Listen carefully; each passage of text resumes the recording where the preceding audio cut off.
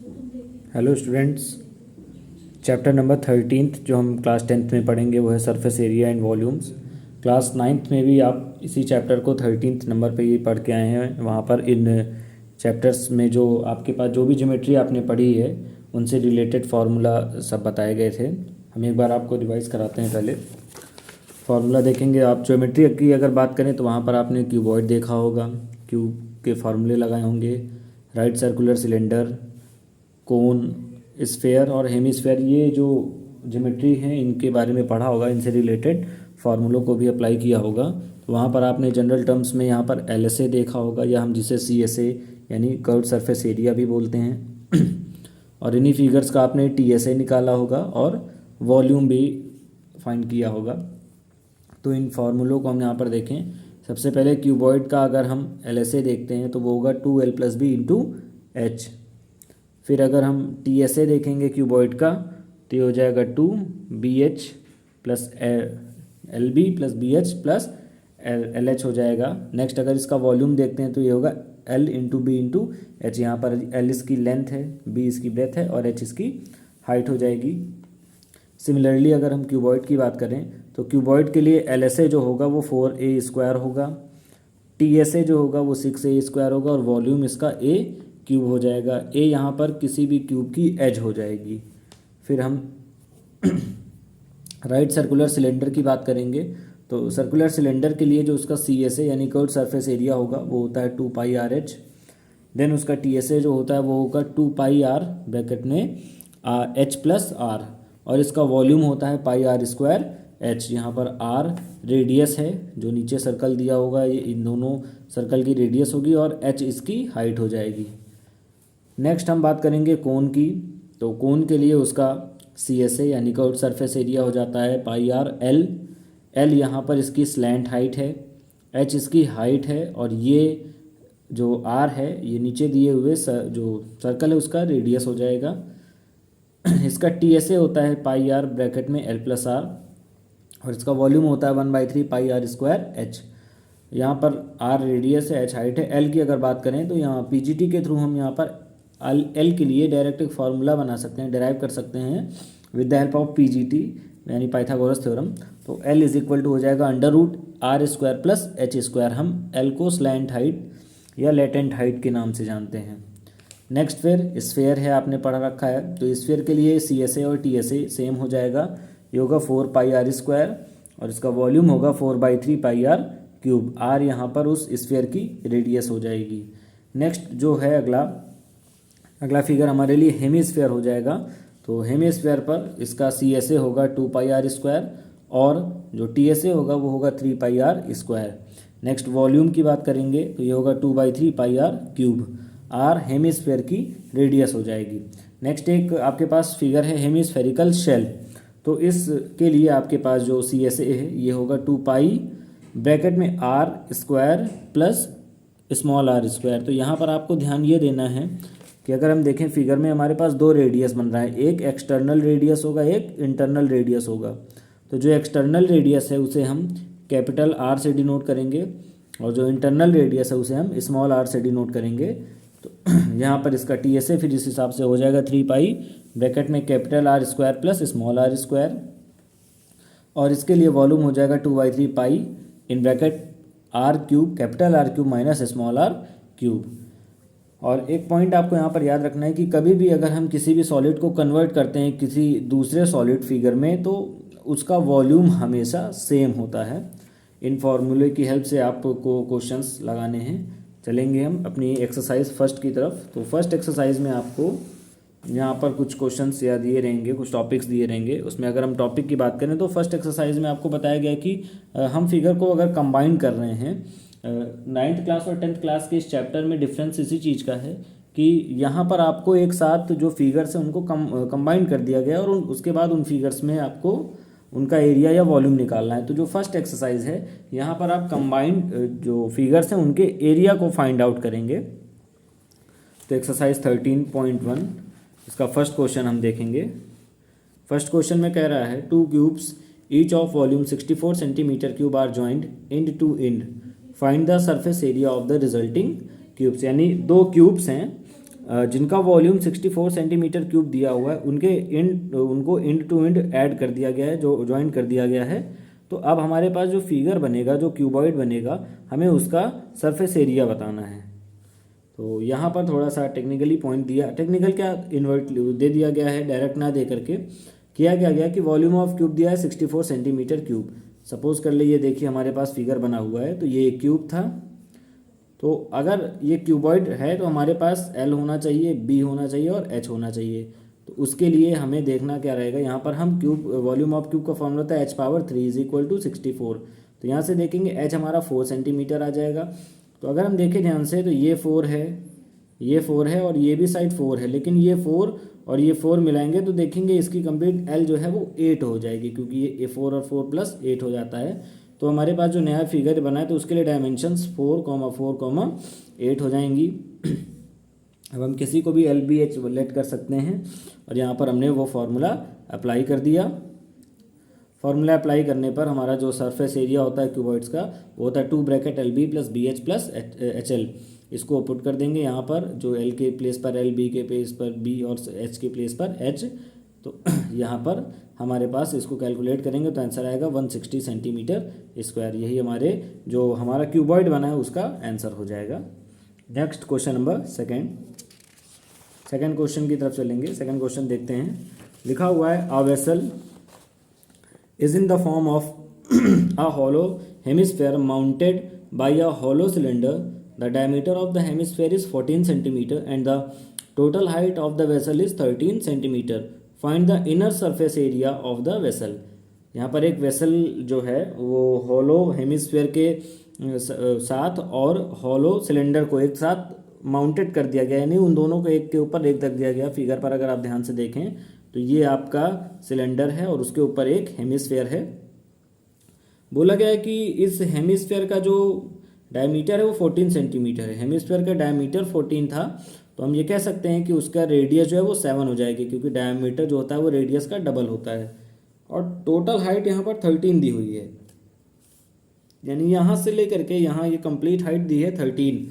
हमें इस वेसल का इनर सरफेस एरिया फाइंड करना है। तो हम एक पॉइंट यहाँ पर देख सकते हैं कि जैसे अगर यहाँ से लेकर के यहाँ तक की हाइट 13 है और आपने देखा इसका रेडियस r है, यानी ऑब्वियस सी बात है ये भी r जो 7 है, तो ये 7 है, तो ऑब्वियस सी बात है ये भी 7 होगा। तो अगर टोटल 13 है और यहाँ से लेकर के यहाँ तक ये 7 है, तो हम इस 13 से 7 को माइनस कर देंगे तो हमें हाइट मिल जाएगी सिलेंडर की जो 6 सेंटीमीटर हो जाएगी।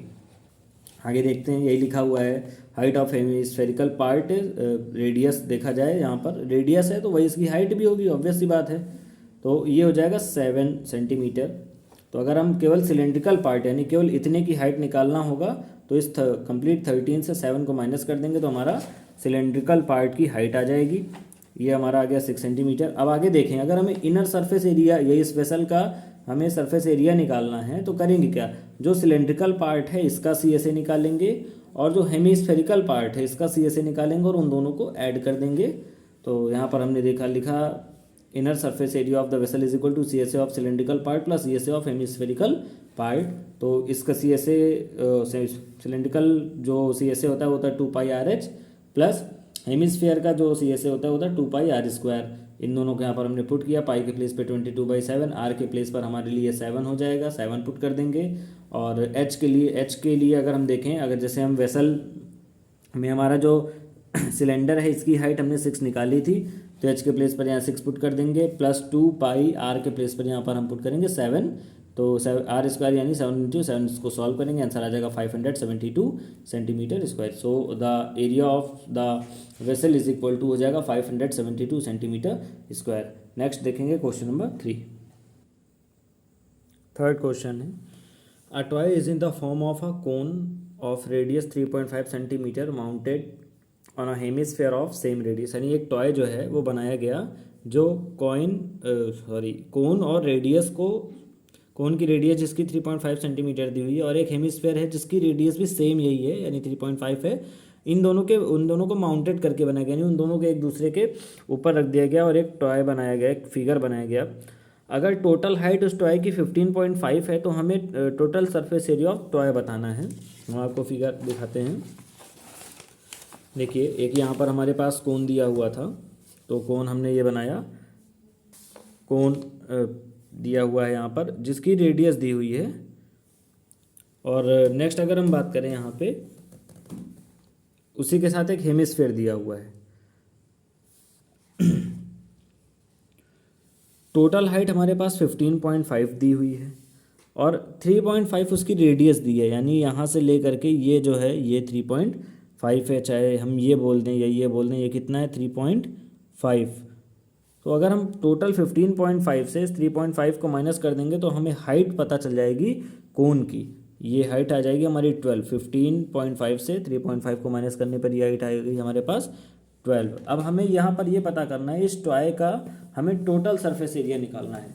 तो इस टॉय का टोटल सरफेस एरिया निकालने के लिए करना क्या पड़ेगा कि हम CSA इस कोन का और CSA इस हेमिस्फेयर का, इन दोनों को ऐड कर देंगे।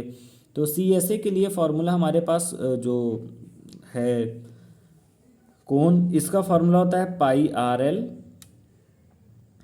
एंड जो CSA हमारा हेमिस्फेयर है इसके लिए हमारे पास फार्मूला हो जाएगा 2πr²।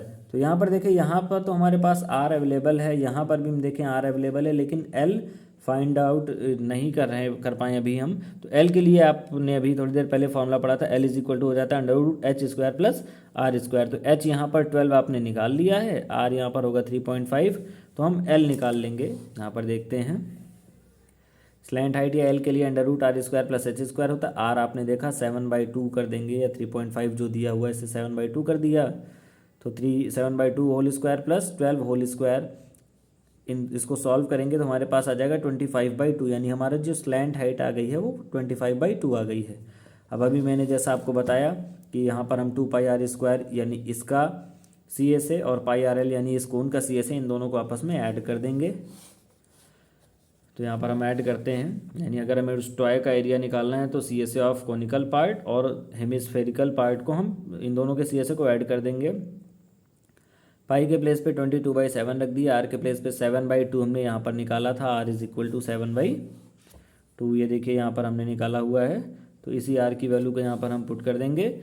सेम एज L के प्लेस पे 25/2 ये हमने निकाला है, वैल्यूज़ पुट करेंगे, सॉल्व करेंगे तो आंसर आ जाएगा 214.5 सेंटीमीटर स्क्वायर। सो लास्ट में लिख देंगे, so the TSA of toy = 214.5 centimetre square हो जाएगा।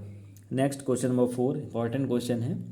लिखा है a cubical block of side 7 centimetre is surmounted by a hemisphere. What is the greatest diameter the hemisphere can have, find the surface area of the solid. यानी एक cubical block है जो 7 centimetre side का है, जिसके साथ hemisphere एक surmounted कर दिया गया, यानी उसके साथ एक हेमिस्फेयर बना दिया गया है। तो अब बताना है कि उस हेमिस्फेयर के सबसे ग्रेटेस्ट डायमीटर क्या हो सकती है, और साथ साथ जो सॉलिड हमें मिलेगा उस सॉलिड का एरिया बताना है। तो हम आपको फिगर दिखाते हैं पहले।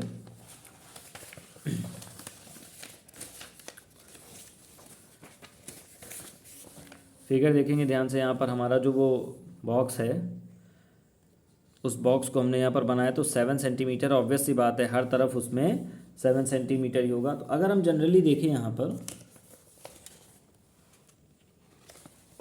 इस क्वेश्चन में बात करें, तो सपोज दैट ये एक बना हुआ है हमारे लिए,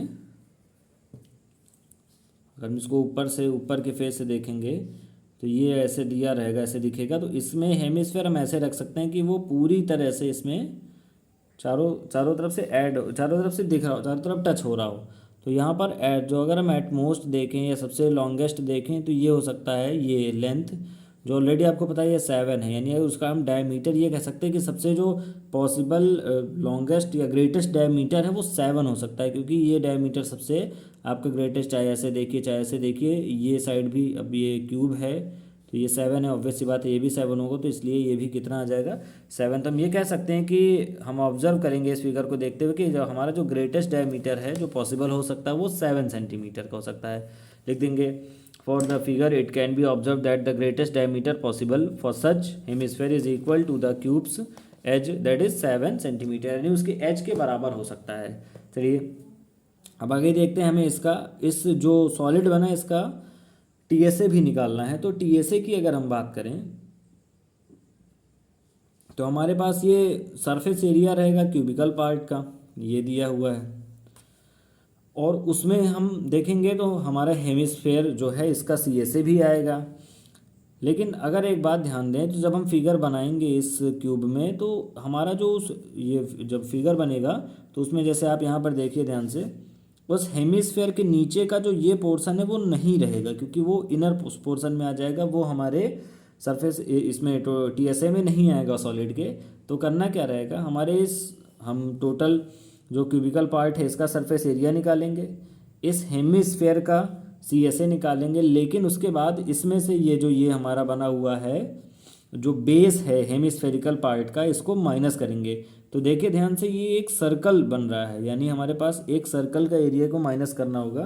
तो इस सॉलिड के एरिया को फाइंड आउट करने के लिए हम surface area of cubicle part को CSA ऑफ हेमिस्फेरिकल पार्ट को प्लस करेंगे, और जो बेस है हेमिस्फेरिकल पार्ट का उसको माइनस करेंगे।